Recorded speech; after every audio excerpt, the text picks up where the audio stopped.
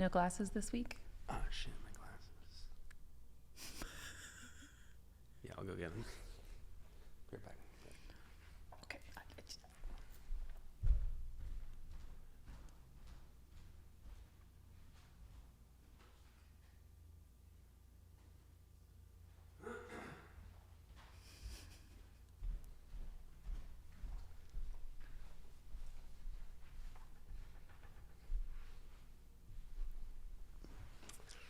Scoot it in.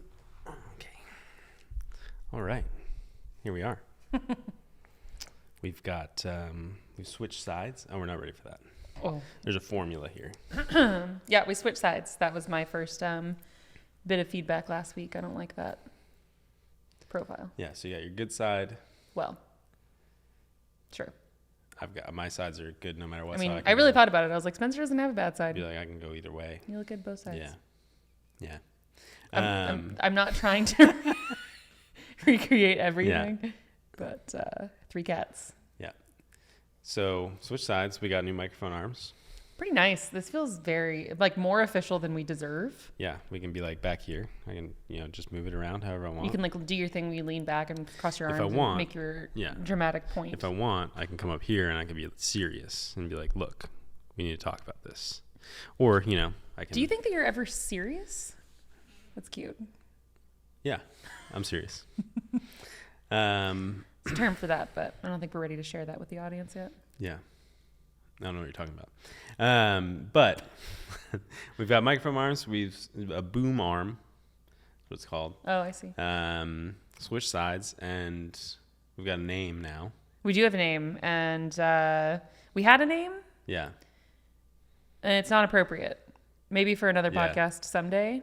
We were kind of just talking about what we were doing. You shouldn't say that on when you're being recorded. Yeah. What? Just the way you said it's not appropriate. Like. Oh, it's not. It doesn't like fit what we're actually doing, and what we're actually doing is. There wasn't like a slur in it or anything. Oh no, we're not those people. No. We were describing what it is we do as a couple, married couple of 12 years. We're just describing what it's like for us to critique every aspect of every interaction and experience we have as adults. Mm-hmm. Yeah. Do you So we've got a name. We have a name. Oh, so you want me to introduce I it? didn't know if you wanted me to steal your Yeah. thunder. Okay, so I can introduce it now. Go. So yeah, this is welcome to Hypercritical. I'm Spencer, and this is my co-host Shannon. This is the podcast where 2 entitled people complain about things. That's not really the tagline. Is it? Like it kind of is. Yeah. Oh my God. And that's the thing I don't want to accidentally do here is just sound like assholes who just complain, because honestly, like, we're critical, but it's not in the spirit of just bitching and complaining. Like, I always think about Peter Griffin from Family Guy when he's on the news. Yeah. And his segment is, what really grinds my gears? And it's just him bitching. Yeah. I think ours is in the spirit of improvement. That's how we live our lives, genuinely. So, to keep ourselves in check a little bit. Yeah, we're not complaining. We're critiquing. We're critiquing. We're being critical. Exactly. Maybe a little too critical, but we accept that. Yep. So. This is who we are. Yeah. So, what are we drinking? We are drinking Vespers this week. And see, I'm going to do a lot of things like this, and some people are going to hate me, and some are just going to accept me for who I am. We've been drinking these for a few years now. This is definitely something that has recently started to show up on social media, on regular bar, like cocktail menus. And we are not food trend people. So I don't, and like Negronis too, having a big moment. We drank those last week. People love to send me pictures. They'll be out. And I love that people think of me when they drink a Negroni or see a Negroni or whatever. But they'll send me a... This is going to start happening. Yeah. Hey. I mean... they'll send me the cocktail menu, and it's like the Negroni menu. And I'm like, there's only one Negroni. Yeah. All right. He'll hop down. So these are Vespers.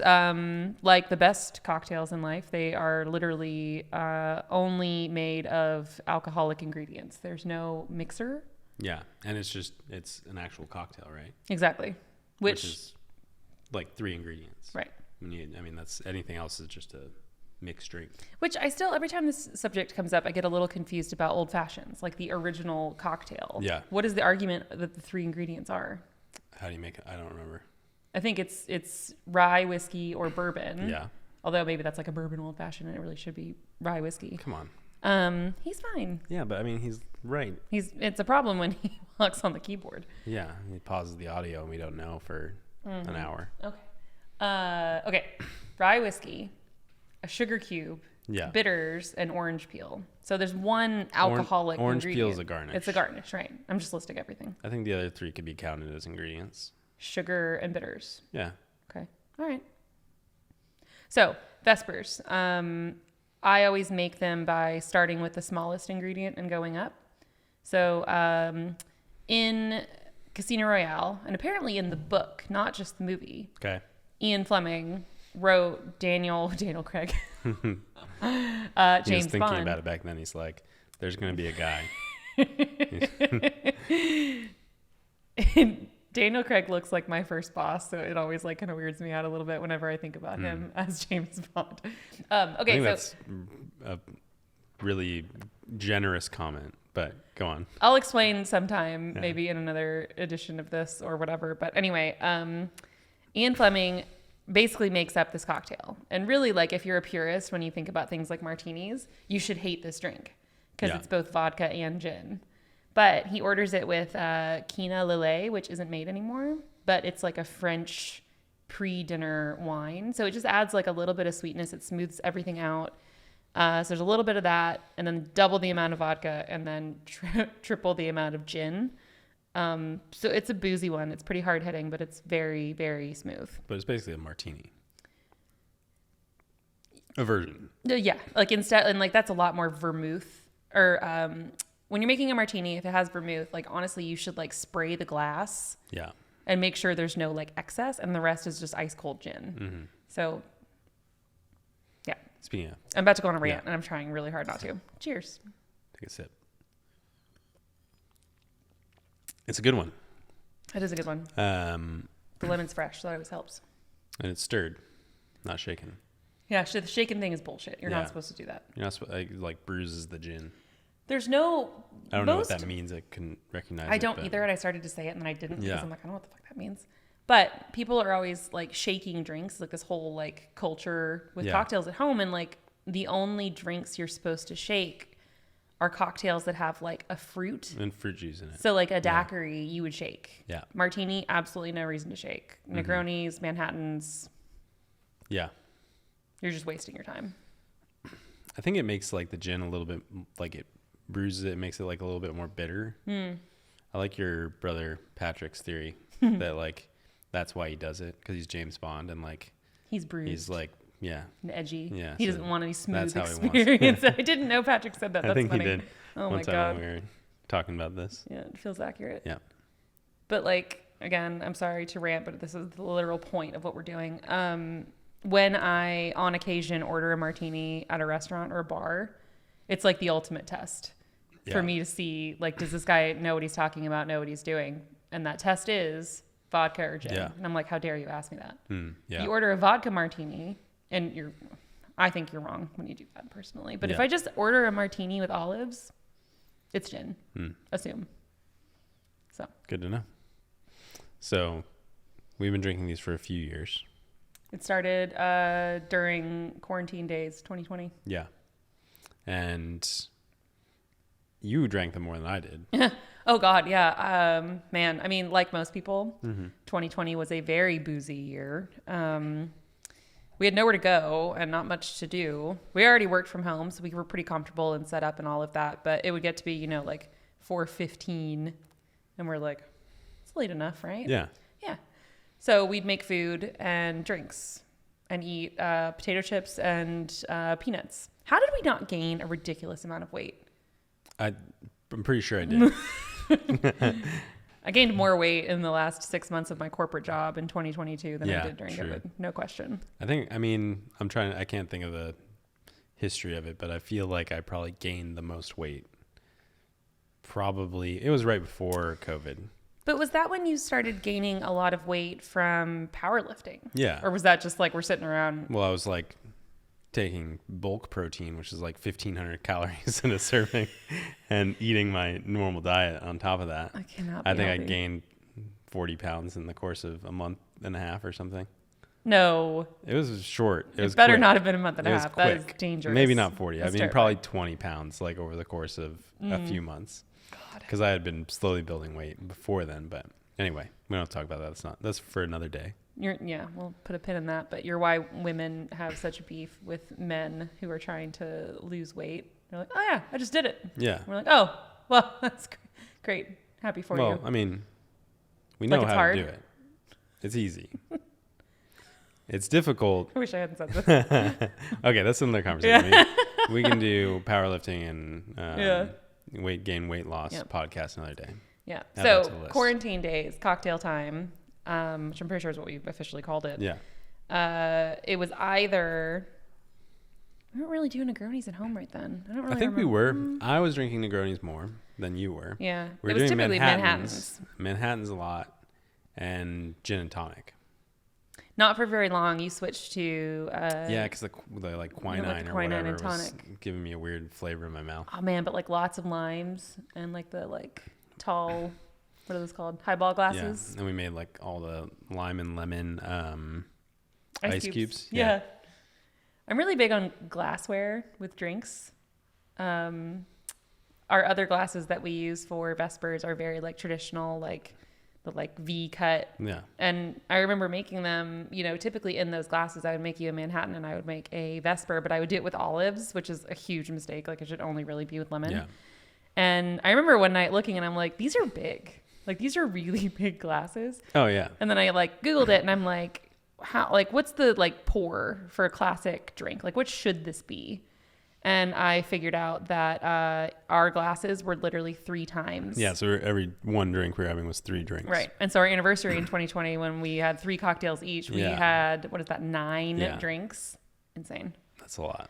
But Vespers, you didn't come around to Vespers until like last summer. Yeah. I think I was drinking one and you were like, nah, I'm good. And we were like watching a movie or I think something. every time you were drinking one, I was like, I'm not into that. It's kind of like when we first got married and you were like, I don't really drink coffee. Yeah. I don't really drink alcohol. Yeah. And then within like a couple of months, you're like, man, I think I love espresso. Yeah. It was like, we met each other and then I started drinking coffee and alcohol and developed anxiety and depression. And no, just kidding. But, Yeah, Yeah. you just like took it from me one night and we're like, oh God, that is and then it was gone. smooth. Yeah, it was in, basically like gone. 5 minutes. Yeah. And I was like, I understand now. Yep. Because it's not like being a solid alcohol. It's only alcohol. Mm-hmm. It doesn't taste like you don't like, oh, that's good. Yeah. It's just like it's a smooth drink considering. Except my birthday a couple weekends ago, my good friend Marie, who like the basis of our friendship in college was like drinking too much and drinking terrible stuff, like horrific things that I won't even tell you about. But she's like, what are you drinking? I was like, it's a Vesper. What? I was like, just try it. Takes a sip. Like she may as well have like sucked on a lemon. Yeah. And then she's like, all right, I'm gonna try again. Takes a second sip and she goes, ooh, I think I like it. It's that fast. Yeah. So, Cool. yeah. So, we started drinking these, and we've got our weekly cocktail now. Yeah, we're already slipping. Yeah, we're getting At pretty least bad. it's not daily. It was daily for a while. Let's not talk about like oh we're not drinking. Let's not even go into that. Because we're not I mean, drinking. we did for a while. We're not alcoholics. See, the second you say that, that's when I'm like, okay, I didn't think you were, Yeah. but then you said that, and now I think you are. No, because I went almost 2.5 months without. I mean, it's impressive, but it's not. Yeah. My birthday is 2 months into the year, just so Yeah. you know. So 2.5 months 3. is a stretch. 2. Yeah. We do March. every time. March is the 3rd month, but March 3rd you're at the is, beginning. yeah. Okay. Fair. Yeah. So here we are. Speaking of the quarantine though, COVID, that's another episode. Yeah. Fantastic time. Wait, so do you want to talk about COVID now? No, I think we should save that. All right. No, I think so too. There's a 'cause lot to that's say. a whole conversation. There's a lot to say. Yeah.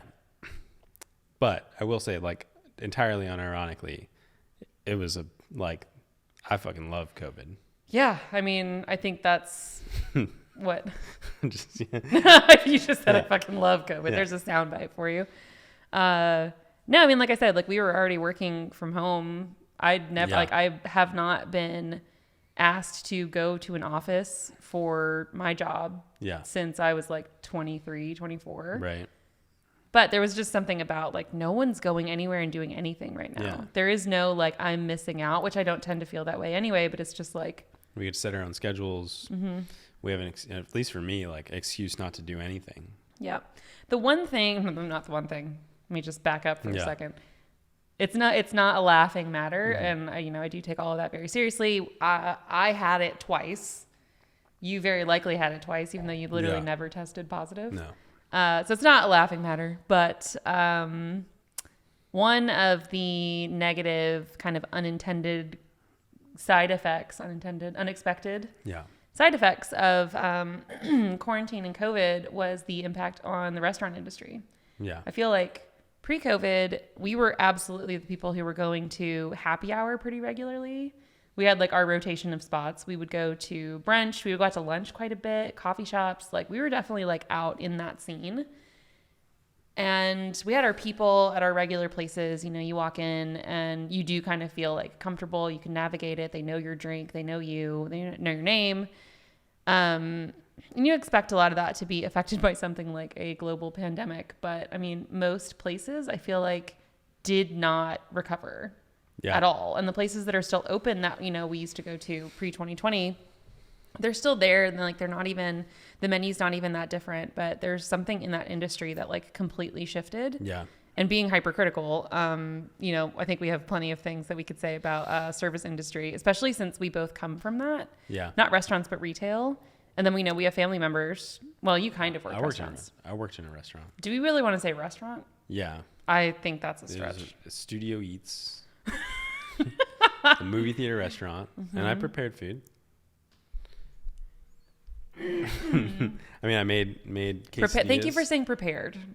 I mean, some of the food, the chicken definitely came pre-cooked. That's fair. I didn't want to think about But, the like, life cycle of that. A lot of the other stuff was cooked. So you prepared. Yeah. Okay. No, but I mean, You like, were I cooking cooked it. I cooked it. Like a hamburger patty. Okay. Yeah. Not pre-cooked and frozen. It was frozen, but not pre-cooked. Not pre-cooked. All right. And like we had like Philly cheesesteaks. I was pretty good at it. I Like, I believe mean, that. like, Yep. and I think that this is part of why I think we are the type of people that are hypercritical and that we're talking about, our critiques of things and whatever else, is that even back then, like I was 15, 16 years old working at a movie theater restaurant. Is that even legal? Yeah. 15. Yeah. Okay. In the state of Texas, I think. In the state of Texas, you can work at like age 8. Yeah. But, even back then, I was like, I'm going to make the best damn chicken quesadilla anybody's ever had. Like, I think that we're passionate about doing things correctly. Yeah, agreed. Which is why, like, It we've makes- got Well, expensive right. microphones Yeah. and boom arms for, Yeah. for a podcast that Yeah. nobody watches. But, It makes you such a pain in the ass to work with sometimes. Oh, yeah. But I mean, But I'm right. That's why it's even worse, genuinely, because especially when like things are really stressful and something's like behind schedule and it's like, just do it. Can you please just do it? Like we need it. And you're like, no, I'm not going to do it. And if I can't do it right, then I'm not going to like throw something together. It's just like back in your like artist days, you had some pieces that were a few years old and you just like kept the canvas like rolled up in the closet. And I'm like, why can't we put these up? We have nothing on our walls. No. And you're like, no, Wasn't that's not right. me anymore. Wasn't right. But back to your point, restaurants. And I want to preface this by saying that I think that, as you were saying, I've loosely worked in a restaurant, quote, before. We've both worked retail. We have family members, both sides of our family, that have spent a lot of time working in restaurants. Have or are currently. Yeah. And like, I think, we have a lot of respect for that industry. Definitely. But that being said, like some places it's like the service sucks. It's terrible. Like that's the thing that got hit the hardest. I don't know if that's a COVID thing. Like, is it like, are things still recovering from COVID? Or like, here's another caveat of our, of us, you know, that we're approaching like a generational gap where now like we're old enough that we're like these fucking kids. The 21-year-old hostess is being a bitch, and you're like, well, maybe I'm just getting older. Yeah, and like maybe we're just, you know, we've experienced more things, and we also like we grew up in an era where like, God, you sound like my dad. Yeah, no, but like we grew up in a time where if we were at work and our cell phone was on us, we'd be written up. You know what I mean? Would get like, in trouble. Yes. Like you're not supposed to have it. Yep. It's supposed to be in your locker or whatever. Because like, you know, it just wasn't standard. And now like everywhere you go, you know, an employee at a place and like the technology's there and like it's changed and whatever else. But like an employee will like pull out their cell phone to search if something's in stock. I did that when I worked at Williams Sonoma. Yeah. I literally just like, it was too backed up. It was too busy. And I was like, well, Yeah. I'm not supposed to have my phone on me, but I'm going to help this customer. But yeah, so I think that, you know, and this will trigger us and kick something off here. But like when you walk into a restaurant and the hostess or the host is just like staring at their phone and you're like, but okay, even worse. And just backing up for a second, as far as like this generational gap, there's probably some truth there, but I will never not be fully triggered and go into a rage when I think about a host or hostess not being like friendly, making eye contact and greeting you when you walk in, because it is literally the job. Like, that's what your job is. What's the definition host. of host or hostess? And like, we went to dinner a few nights ago, and you know, we tend to avoid it now because of situations like this. And it's just like, you know what? I'd rather be home where I can control things. I can make drinks how I like them. We can order food, cook, whatever. So, you know, you're taking a little bit of a risk. And we walk in, and the restaurant is completely empty because we went really early for one reason or another. Totally empty. The hostess stand is unmanned, which is like, fine, you know, maybe she stepped away because there's no one there yet, whatever. And as she's approaching, she's looking right at me. But that look on her face that's like, are you lost? Did you need something? What can I help you with? Like, what do you want? What do you think I'm here for? And it reached the point where I'm like staring her down. Like, I'm looking back at her and like, look, I am, and so are you. I am very friendly with anyone I interact with. I mean, we're not going to go like Karen mode and like call somebody out. Literally never. And we're still going to tip 20% like when it's shitty service. Fucking assholes, like it's terrible service here. I'm only tipping 20. I'm writing a review and I'm going, like, no, we're not those people. So like, it's like, yes, we get consistently like irritated and go off on these tangents, but like, we're not difficult to deal with. Yeah. And so I'm looking at her, she's looking right back at me. And then finally I go, hi. Yeah. And like, I should never say hi first, ever.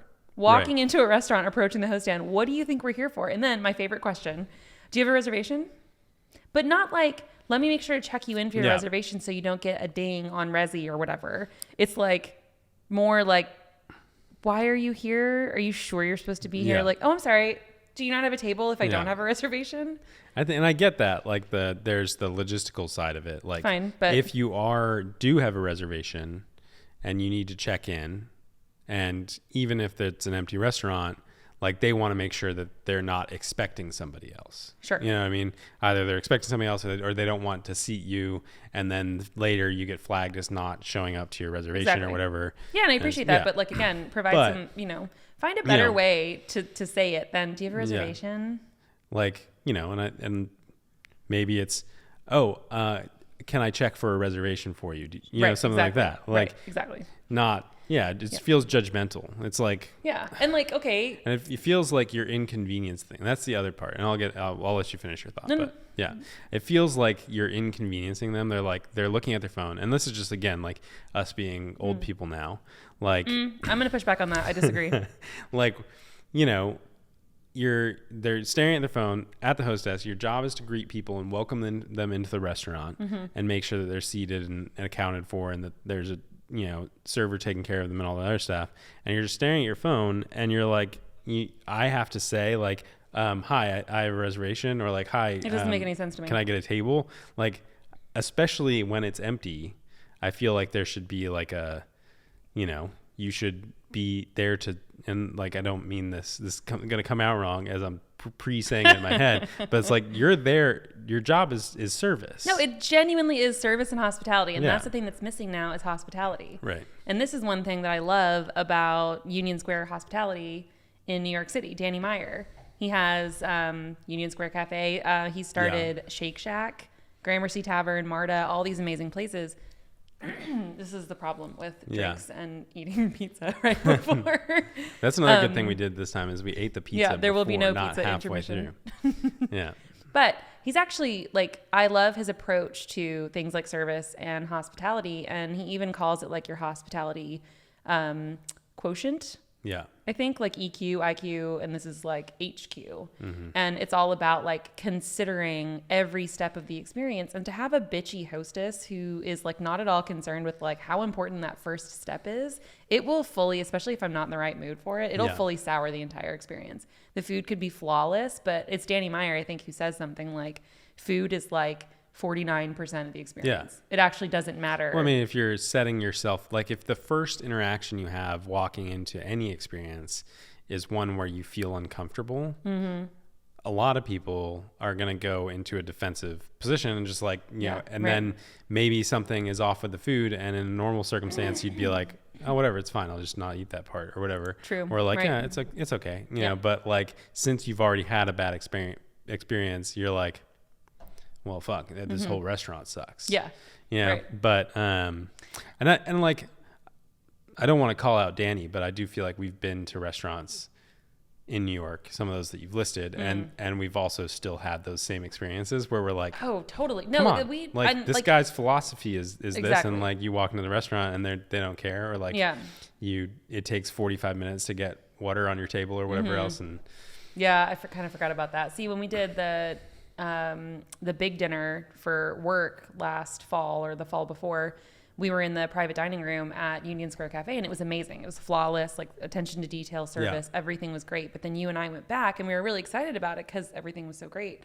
And you're right, like we were like seated in the corner. Yeah. And like they didn't bring water for a long time. And like, you know, whatever, it was busy, you let it slide. But because I know so much about Danny Meyer's philosophy and how he will fire people. Yeah. For like, there was a story he told on a podcast about, sorry, it's going to happen a few times, about some important contact of his was in for lunch and they ordered like salmon and something was wrong with it. And they very politely called attention to it. And the waiter came back and apparently offered like a box for them to like take it home or something, and like did not handle it very well at all. And when Danny found out, it was like, you're fired. Like I don't have any room for that in my restaurant. So I don't know. It's just tough when you know that like the, you know, owner of the restaurant has such high standards and then things aren't like held up to that. I'm going to call Danny. I know him. I listened to his podcast once. I definitely do not know Danny Meyer. But it's interesting because when we first went to New York, God, that was probably like 2016. Yeah. It was a long time ago. We were like nervous. We hadn't been traveling for work very much, and we'd never been to New York City. And, you know, you let like things like movies and stuff you hear on the news get the better of you, and you're kind of nervous. And we like didn't want to venture out and go anywhere. And we're just, you know, I saw too many episodes of Sex and the City. I was afraid of New York hostesses. And well, we were afraid of like New York. Like we wouldn't, not only, I think to this day, I still haven't, maybe one time coming from Brooklyn, we were on a subway. Oh, I've done it a couple times. I still haven't gone on an actual like Manhattan subway station. That's terrible because like I saw Ninja Turtles. The foot's down there, you know, like. Well, I mean, not that long ago, a woman was like pushed. Yeah. And that was like super random, like terrifying, and like an outlier situation. But the first time we went, like we weren't even comfortable. Uber wasn't a thing really yet. Not really. And we weren't even comfortable like grabbing a cab. Yeah. Because we're like, we don't know. We just lacked confidence. We were too afraid to like lift our arm in the street. And we probably walked out on the street at one time. We're like, well, let's grab a cab. And like we tried it, and inevitably like a cab drove past, and so we were just like, oh fuck it, they don't like us. You know, like they can tell we don't live here. So we gave up and we walked literally everywhere. Yeah. Like from, you know, if you know New York City, like from where were we? Like North of Columbus Circle, which is like Upper West Side. Up by the park. Yep. To Battery Park. And back. Including 3 Times Square at night. Yeah. Man, which is grumpy. actually the dangerous thing. I mean, right. Yeah, exactly. That's like the dumbest thing we could have done. Man, I remember being intensely grumpy, and we were trying to fit too much in. Well, by the time we were walking back, we were super grumpy because you wanted to stop, and I was like, "No, we gotta get back." And I was like limping because I was out of shape and my knee hurt. Weren't used to walking that much. Yeah, you were definitely not in a good mood.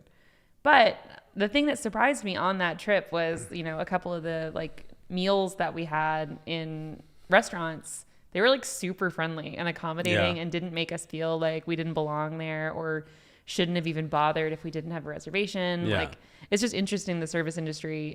People can be like a lot bitchier in a place like Dallas, but like Dallas has not much else to offer other than like the dining scene. So I guess I think, and it is weird. Like, it's weird, and we can get into the full conversation about this later, depending on how this goes. But like, I feel like traveling, like there are places where you expect, this like high society, you're not welcome here kind of thing. And usually it's not the case. Like usually they like, you're usually wrong about places before you actually go to them. And like, sure. Like, well, actually, like now that I think about it, the only place I've ever been told I need to put on a jacket is in Dallas. And also like, I was gonna say that's your trigger story for sure. I thought about that earlier. But it's like you expect there to be like some barrier to entry in places, and like we've never had that. Very rarely in New York or other countries or other big cities, but Dallas. I feel like there's something to. I'm not trying to call out Dallas and you don't Dallas have to restaurants. say the exact restaurant name. Or any particular restaurant or anything like that. But I do feel like there's a degree of like across the board, and I apologize to any Dallas host or hostess, but like across the board, my perception is that you have this stuck up attitude and like this, like, you're not welcome here kind of thing, or like, you're wasting my time, or like, I'm trying to look at my phone, and why are you here trying to get into this restaurant? If I owned a restaurant and it was something I worked my ass off for and put all of my money and time, and then I found out that I had people who were like the literal first step in that experience making people feel that way, I would be so enraged. Like, I would be so mad. Like, and we know someone who owned a extremely popular, amazing restaurant that I miss so much, and I feel like she would lose her mind. It'd be great to talk to her, like, just like, oh yeah, I'm sure we have at some point vented about this, but I don't know if we've ever like gotten her actual perspective on. I don't know if she wants to. I don't know if she wants to. She go might there. not want to. She probably doesn't want to go back there. But she's moved on. And it's especially considering that like most restaurants, like I think statistically, like most restaurants close within 2 or 3 years. That's what Jack says. And then like most restaurants also are like not profitable for the first year to 2 years. Basically ever. Like you make enough to pay yourself a salary and pay your people's salaries, but no one gets rich off of restaurants. Yeah.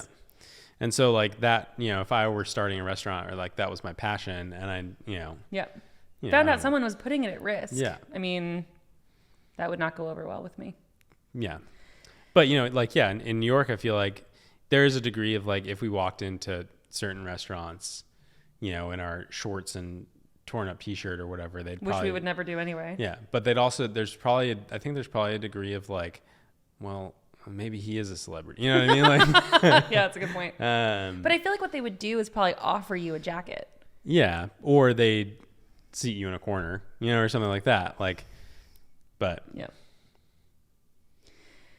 One of my favorite things about being hypercritical with you is when we go to a new restaurant, new for us. Yeah.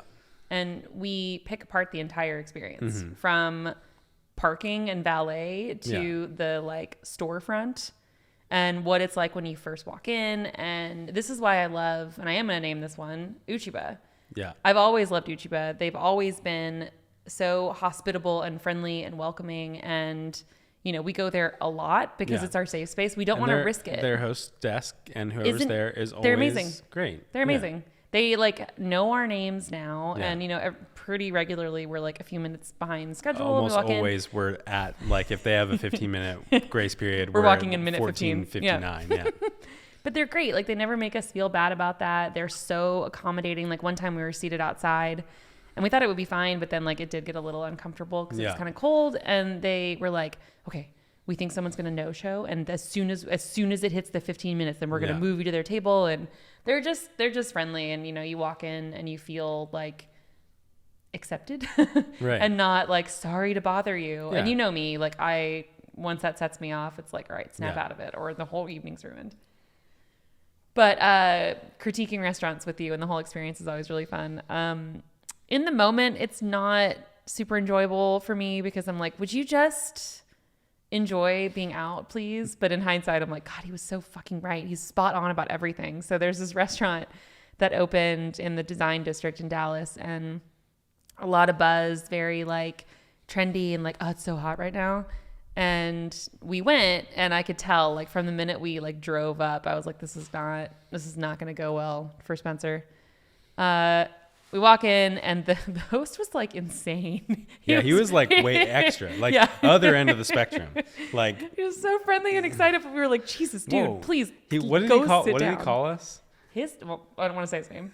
I remember it. I know. But what did he call us? He was like, did he call you like boss or something? Because people are always calling you that. It wasn't boss. I mean, I understand why people call me that. Why do you? No. I want to know. Go ahead. This is a joke. Because I give off that air of superiority. I mean, a lot of people have called you that. So. But it was something like, my friends or something very repeatedly, or like, like, I don't think it was like he was calling us like my love or something like that, but it was something like intimate. Pretty familiar. Yeah. Yeah. And like repeated, and like he came by the table multiple times. And he wasn't like our server. No. And it was I actually think we found out later that he was like, not the owner, but maybe like the owner's son or something. He was somehow involved, which is, and he was so nice. But here we are like, complaining on the other side of the spectrum in that they're over delivering. We're like, and Goldilocks. We're like, come on, like, right. Can you just ignore me for a little while? But.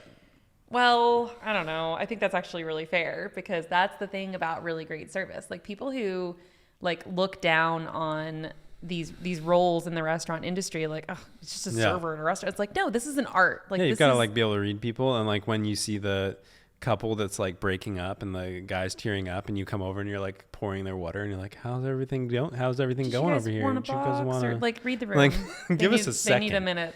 I mean, we still talk about a server we had at Cheesecake Factory when we were first dating. I mean, I will never forget him, and he just like clearly was like well trained. And he like it was like what is it in Arrested Development? The Buster is part of like the school, and their motto is like, what is that?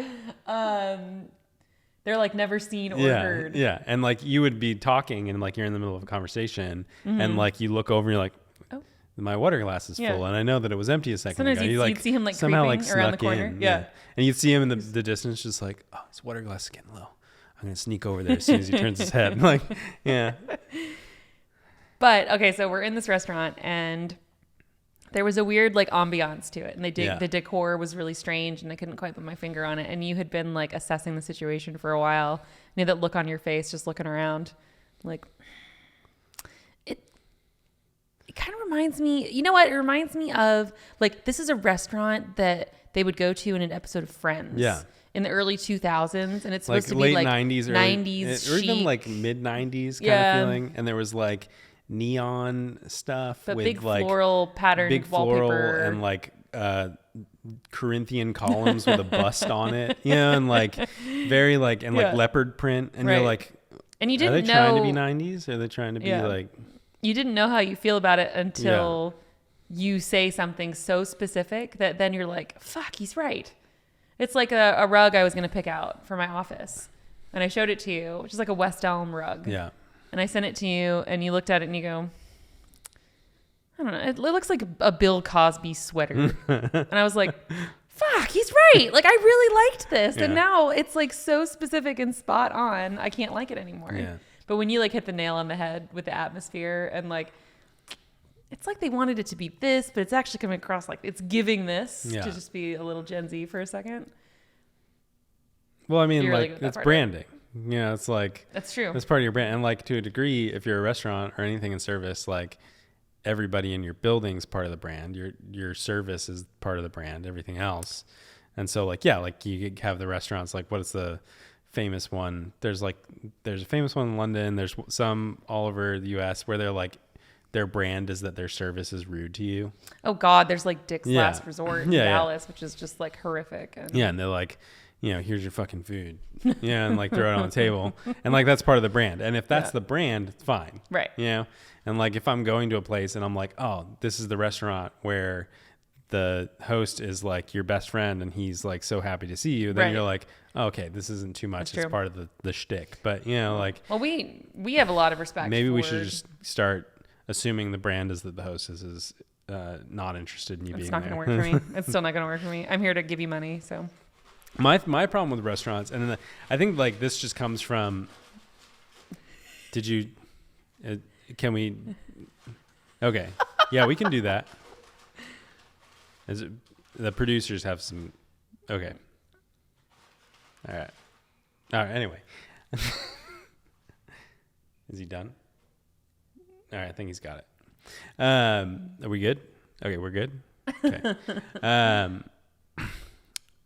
My thing, and I think it comes from like, and again, this sounds going to sound as pretentious as I could possibly sound. Can't wait. Yeah, but like it comes from working in art galleries and stuff, where like there was a long period of time, like, you know, we were going to art galleries a lot, and like I had been working in art galleries for a while, so like I was blind to the art. You know, like you're there to talk to people and like mingle and stuff like that. Yeah. You walk in, it's just like immediately pass, but I'm like immediately just like, oh, there's a scuff on the wall up there. Yep. That light's off. Right. You And notice yeah. the things that most people don't. And like, because it used to be my job to like fix those things. Yeah. So like I'm looking at them. Yeah. And well, it's like me. I cannot go to any kind of like event, conference, anything without like tearing it apart in my head. I mean, I'm not being rude. well, I mean, you know, and I think both of us, when we're like standing in line at a cashier, no matter where it is, we're like straightening stuff. We're like, oh yeah. I mean, the retail life will never be it's out just of you. ingrained into you. But like restaurants, I feel like and this is, I think, part of, you know, a philosophy that somebody should adopt is that I feel like and like, I think that there's a system here, unless it's part of your brand to be grungy and stuff. Any restaurant you go to, one of the first things that I instinctually look at is like their like air returns. If they have like air conditioning, like the vents and stuff. And if those are dusty, I'm like, this is going to suck. That's a really interesting metric. Yeah, it's like, but it's totally fair. Yeah. It makes sense. I think it's one of like, if you care enough to clean that regularly, Right. then, you know, then you probably care enough to like Well, they're make also sure your preparing service food. is good. Like, yeah, I mean, right. it's not just like a source of like a point of pride. Yeah. It's like hygiene. And I get that it's up there, and you know, a lot of restaurants have things, but it's like, yeah, if your job is to keep a kitchen clean, and like, what does your grease vent trap look like if your air conditioning vent looks like that? Yeah, Gross. but that kind of stuff. Yeah. And we've had some pretty bad experiences where like it's like all this stuff adding up, like the jacket story, and I'm just like, you know, I don't want to. You said it really well though, because overall the experience was not good. Anyone affiliated with any kind of like hospitality would be ashamed and would be embarrassed if the restaurant that they represent or work at, I mean, they should be for sure. But the thing that made it even worse was they made you put on a jacket. That was the second time we went. The first time I wore a jacket because I knew that it was the dress code. What happened the second time? The second time was when we went with your sister and your nephew. But like if we knew because of the experience. And the I think first I time. just was like, fuck it, I'm not wearing a jacket. Or I didn't think about it at the time. Something. Yeah. But, you know, we go into this restaurant and they're like, the dress code, you have to wear a jacket and slacks and no jeans and blah, blah, blah. And like you get there and like they sit you at this table that's like, and it's like brand new restaurant. It shouldn't have been a table.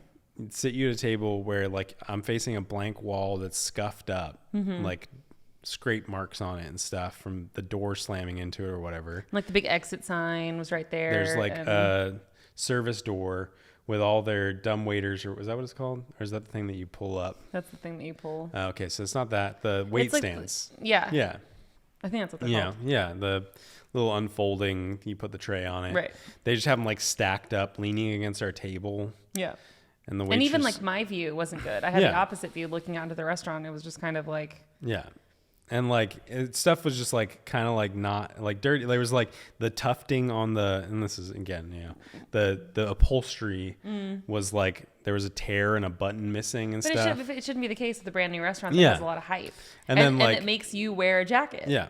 And so like, going through that, and then there was the whole thing with the waitress and not knowing what Oh my God, that was funny though. a cocktail that was on their menu was called and all that other stuff. You ordered a Boulevardier. Yeah. And she's like, I don't think we have that wine. After leaving Yeah. and then she pretended like she knew. Yeah, she she's came back like, with my "Oh, okay." cocktail. She's like, oh, okay, I can get that for you. I don't think we have that wine. I asked Could the you show bartender, me? and we don't have that wine. And I was like, oh, it's not a wine; it's a cocktail on your list. Right. And she's like, oh, could you show me? And I was like, yeah. I was already pissed off because all the other stuff. Yeah. I was like, yeah, it's right here. And she's like, oh, the Boulevardier. No, she didn't say it yet because she didn't say it until she goes, brought it back. oh, and then she comes. She brought it back and she goes, "Here's your Boulevardier," and we were Yeah. like, it's time to go. Yeah. We should leave. Yeah. But yeah, so my point there was like, if the restaurant wants me to wear a jacket, then like it should be wearing a jacket. Yeah. Like. Yeah, I always love that. We had friends come to town and they were really excited about going there, and we had just been And I was like I'm not- days I'm not before, and we going. were like, "It's Yeah. if you know what, if you really want to go, we can go for a drink, but can we get dinner somewhere else, please?" And we took them to Mat Hai Ba, and it was amazing. Yeah. It was so good, which is like hole in the wall place. I was like, no, I'm not going. You can pick me up on the way to the restaurant. Yeah, you like really wouldn't go with us. But of course, she like knew the sommelier, Yeah. and they brought us this like amazing sparkling wine. It was like very memorable. It was really nice. But yeah, I don't know. Those kinds of experiences make you not want to go out. Yeah. And then you just go to your same old place. But like, we love our same old place. Well, I think like this, it's the same thing with like, makes you not want to go out. And we go to the two restaurants that we go to, maybe one. You know what I mean? Well, we go to one that my brother works at Yeah. because we know it's solid and it's amazing. Yeah. And the food's fantastic. Right. And we go to Ichiba, and where else do we go? That's basically it. Commissary. Yeah. Although we go to a few. inconsistency is Yeah. like one of those like top 3 things that's Oh, like okay. death of a restaurant, Yeah. because then you're like, is my chai latte going to be good this time, Yeah. or is it going to be water and tea? Yeah. Inconsistency sucks. With And it's restaurants, tough. it is seriously. I feel like with restaurant, and like if I get one bad, That's it. Like when we order food, when we're ordering food all the time, it's like you order Thai food from one restaurant every other day because that's how our We life, just had, like, an obsession how our going. life was. And yeah, like on the 12th time you order it, the texture of the chicken's weird, and you're like, oh, it's kind of weird. And then you're like, every time you order it, you're like, is the It could be chicken gonna be weird. weird? Yeah. I don't know. Yeah. No, inconsistency, I Yeah. genuinely think, is one of the most dangerous things that can happen. Quality to a control. restaurant. Right. But that's the other thing I want to talk about is ordering food. Is that I feel like that's maybe part of the like lapse in service and quality is how much demand comes through like food delivery services now. And they don't have to deal with you. And they don't have to face-to-face deal with anymore. anybody anymore. True. They just have to put a bag on the counter. You know what I mean? And so when you do come in, they're like, oh, maybe this guy's just picking up a bag off the counter. I don't have to look at him. But also like, the consistency and the quality of the food, to a degree, they're like, nobody's going to complain because like, what are they going to do? Right. Uber Eats is just going to refund them. And, Yeah. I don't even know what the system is there. Maybe It has to be eventually- bad yeah. for the restaurant too. Maybe eventually, but Do you know what I love when we are like at a place like Commissary and we're like waiting for our food, and you see their little like Uber Eats, DoorDash pickup Yeah. station, and you see people walk in super confidently, make a beeline for Just it, grab a grab bag it, and and leave. leave. Yeah. And I think once in all the times I've seen this happen, one time someone from the restaurant like threw their hands up and was like, "Cool, bye. I guess that's yours." Yeah. But like I've never otherwise seen them checking, and I'm like, I Yeah. kind of want to try it one day and just see what happens. steal somebody's food. Honestly, just to see if I could do it, and then if I get away with it, I'd be like, "Hey, by the way, this isn't mine. And I they're was like, just testing you." well, now you've touched it and we've got to remake Oh it. well, I guess you could you know, order your own that's food a- for pickup and just go grab it and leave. well, I've done that. Yeah. That's a rule, Well, I right? do that all the time.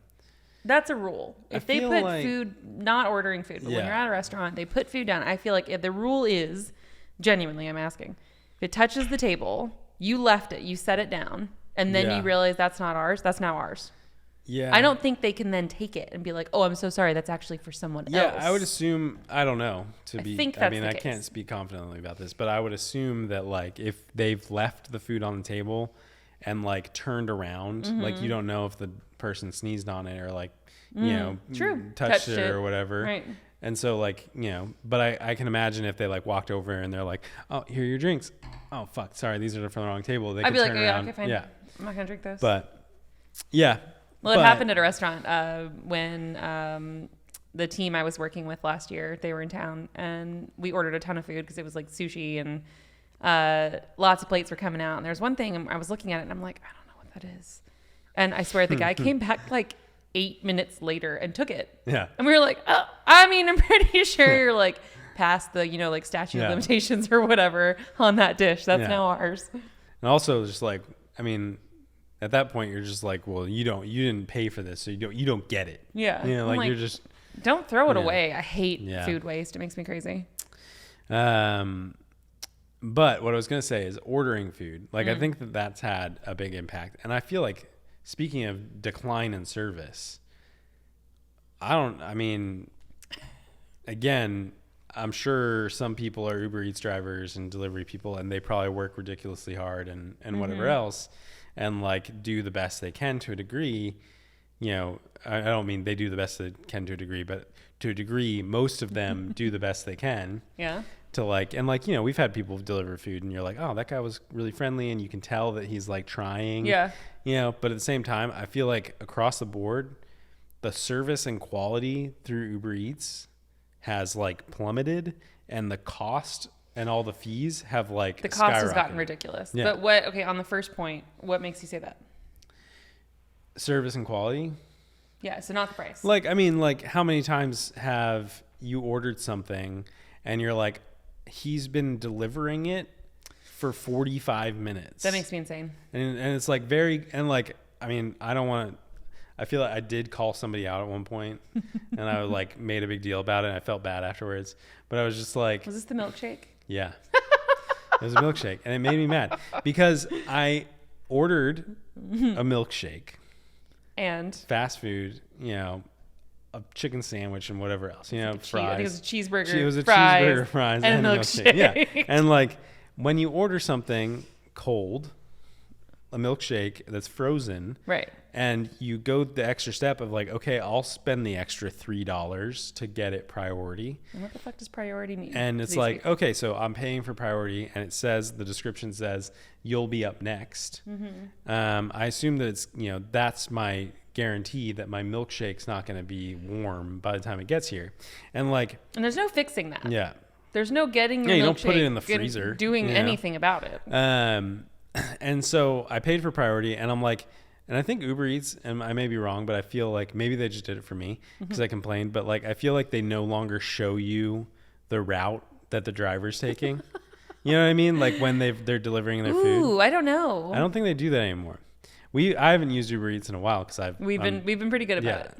I don't want to anymore. It's like waste, and the food's never warm, and it's, you know, never on time, and it's never good. Right. You're always like every single time we order Uber Eats, we're like, we got pizza last week, took our intermission break, and it wasn't bad, but it was like not hot. But this, And, like, my argument was I would rather order yeah. from Domino's because the guys have like the heat bags. Yeah, true. They don't do that with Uber. It's like a guy But on also, a bicycle. Ultimately, I'd rather just make pizza. Me too. You know, like put the effort in and Yeah. make it, and then we can only bitch about ourselves. Yeah. Service was impeccable. It was fantastic, and the food was perfect. You know, but like, so you order a milkshake, and I'm like, this is months ago, and I'm watching the route the driver's taking. I'm priority. I'm up next because I'm priority, and I'm like, he drives the opposite direction, like not like the opposite direction. Like, oops, he took the wrong turn. Like, if he was delivering for a different service. If we were 15 minutes away, he drove 20 minutes the other way. Oh my God. And like went to some hotel. I'm like, what? I'm like, I know where you're going. You're going to a hotel.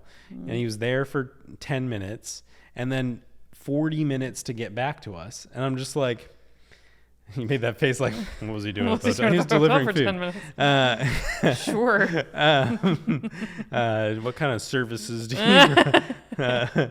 No, but like I was immediately like, either your business priority bullshit isn't real, and you're just taking an extra $3 from me, or this guy's delivering for Uber and whatever the other DoorDash or something, and he took a DoorDash order and he's delivering. He's like, oh, it's really close, I'll just do it really quick, and then he's taking mine. I think what they like, I complained to customer service because I was just like, I ordered this an hour and a half ago. It just now got here. The food's not well, and when you don't have food at warm, home and your whole like meal gets thrown, like I don't know, it doesn't feel like a small thing because you're like, I just want to eat. I think at the time they were like, oh, we are, we've had issues with our service before, and like sometimes if they accept multiple priority orders, that doesn't make sense. Like, so whose priority? If exactly one right. It's right. Like, but ultimately, I mean, I'm at the point where I'm just like, I'm not going to get food delivered. I'm not going to spend an extra 50 to 60% upcharge to get food that's worse. And here's the thing about this, that it feels good to bitch about this, right?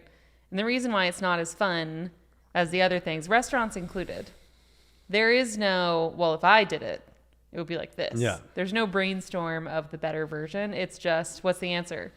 Put up with it or don't use it anymore. And we reached the point where we're like, I'm not going to use it. And honestly, like, I'm against ordering like Thai food from the place that's like literally a 5-minute drive. Yeah. Typically, no problem at all. It shows up in like 7 minutes. But like pizza, you're gonna it's spend just like 50% not to drive 15 minutes. Last time we went to get it. Yeah, that's during a tornado warning. Well, we also Uber Eats pickup, so we probably paid a service fee on that anyway.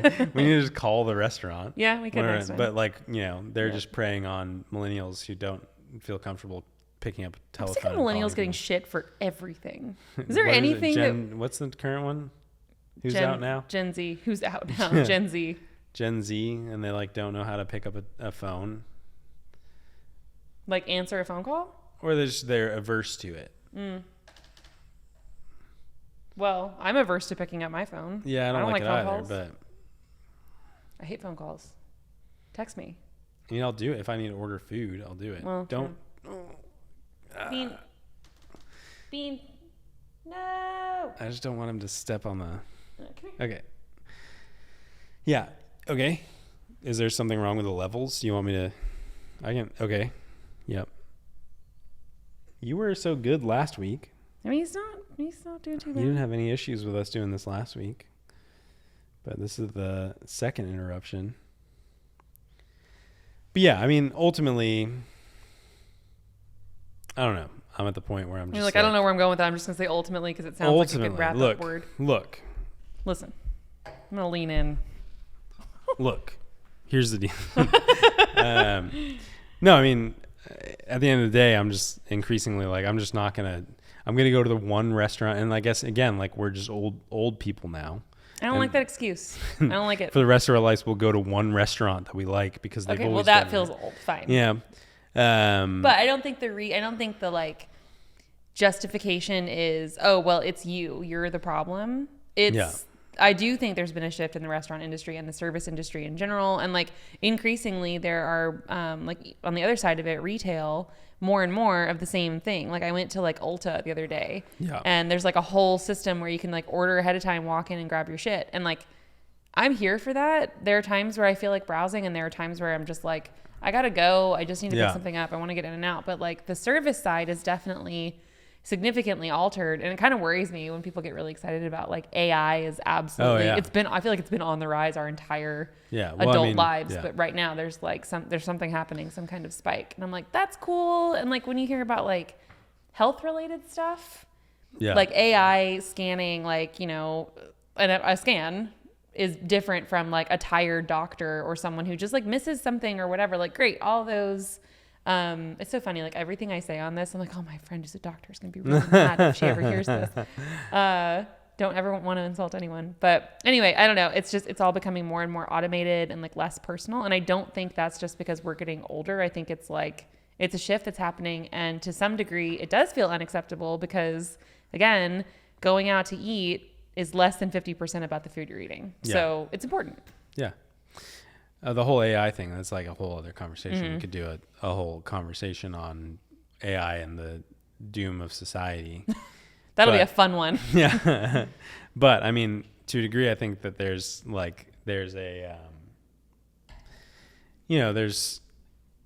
a exponential aspect. I know.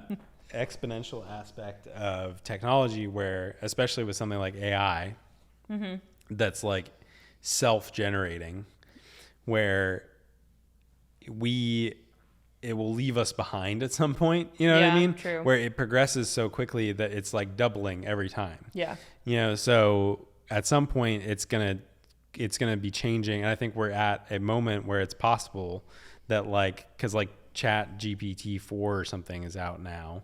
And like, 4? yeah, I mean, it's like, it's rapidly growing and like all this other stuff. And like, eventually it'll be replacing people, you know, like sort of like online service setups where you can order your item. It knows it's in stock. It, you know, pulls up something where they can, you know, the one employee instead of 10 employees can go pick it and leave it on the counter, right. And it's already paid for and you just grab it and walk out.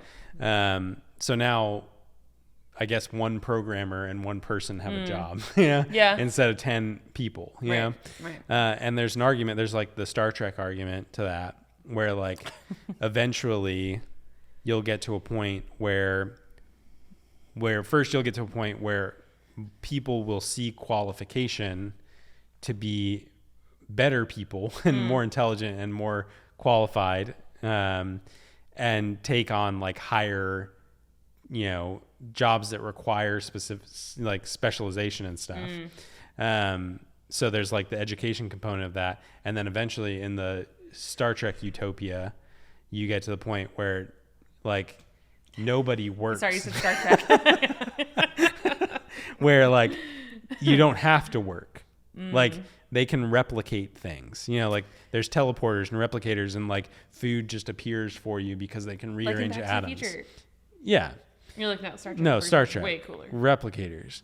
Okay. Wow. I'm talking about replicators here, Shannon, not Back to the Future. But yeah, like at that point, and like that's the whole thing behind Star Trek is like Captain Picard doesn't get a military pension or a salary. He does it because he wants to.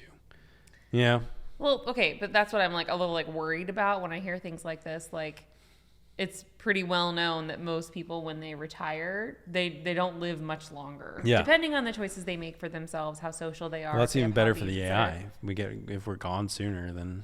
But yeah, like, that's a scary thought. Like, I don't want. I know most people don't want to be replaced by a machine. Like, that's not, you know, any surprise. But I don't know. Like, what are people gonna do? Well, it's funny too. Like you talking about being replaced by a machine. Like, there's 3-5 years ago, there was this idea that's like, oh, all those service industries and the physical labor and like, you know, these very like low level manufacturing jobs or whatever are going to be replaced by robotics and AI. Good thing I'm a creative. There's no way that a robot will ever be able to make artwork. Oh, you know? shit, It's just right. like, I love hearing, oh, creative. Yeah. Well, I'm a writer. Yeah. It's like, well. Yeah. And like now, like how many writers have lost their jobs to AI? How many?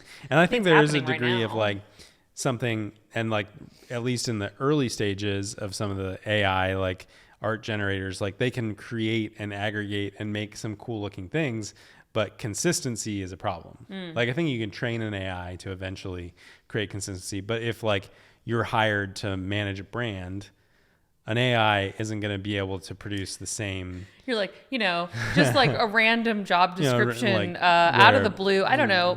If you were like an art director, then you'd be safe. You know, yeah.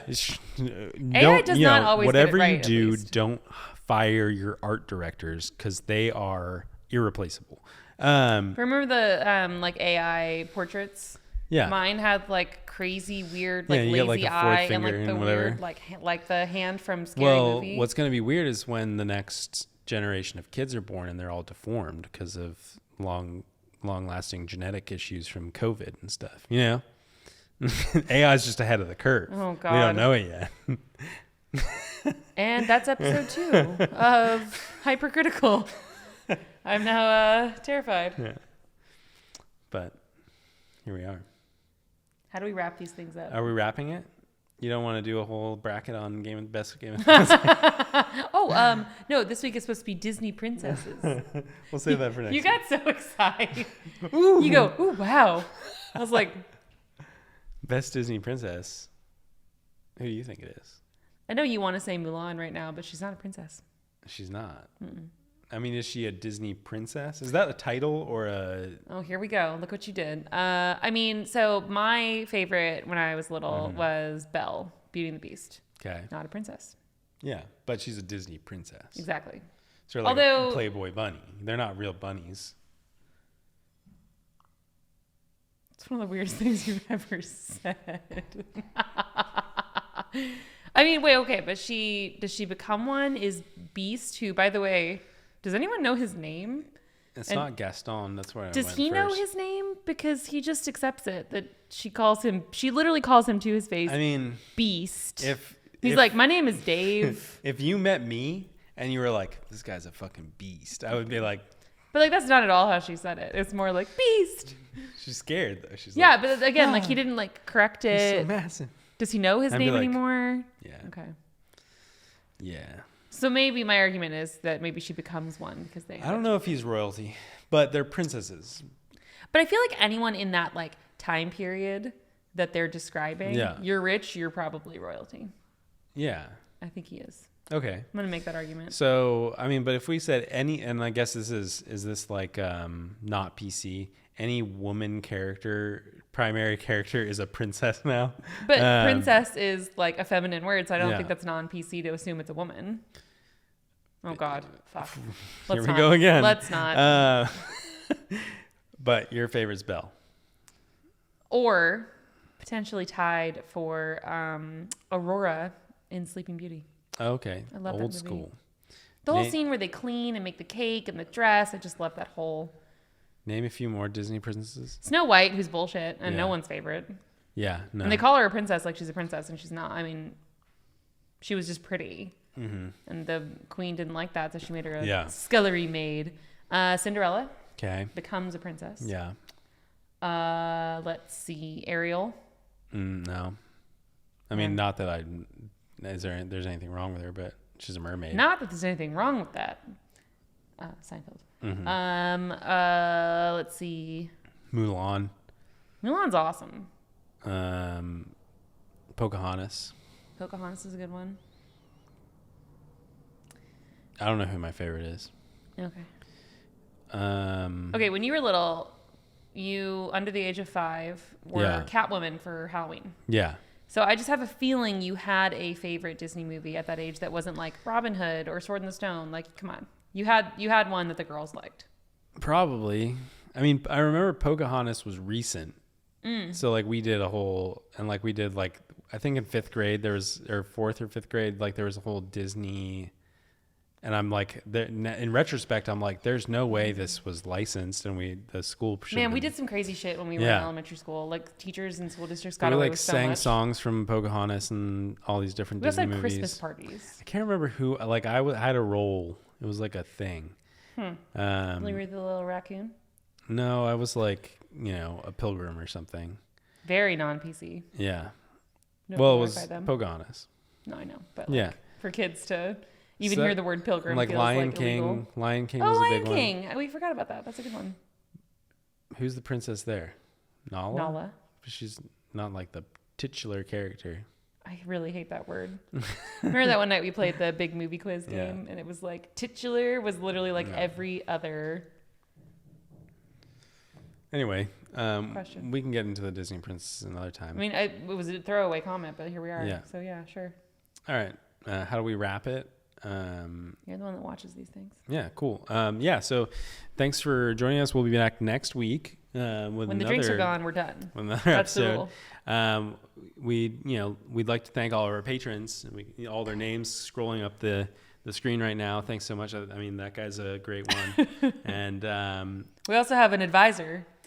Yeah, and we'd like to thank our advisory team and the production staff. So thanks. Thanks. Yeah. See you later. And then we can blur the background. And just like you It'll blur pretend out to keep and, like, talking We'll go, and like, you know, like, do a little yeah, and it'll be sped up and whatever. sped. Yeah. Before I was gonna say Siri sped. By the way. Yeah, but he's not here. Okay. And then, you know, they won't hear this now because we'll mute it by this point, but we can keep talking. So Do do do do. I'll unmute it at that point so they hear you doing the do do do do. And then we'll check the laptop to see if the baby's paused it halfway through. Oh my god, that'd be so sad. And I'm not re-recording. But just say everything you said. Okay, so go. Say everything I said Yeah. for the last hour. Yeah.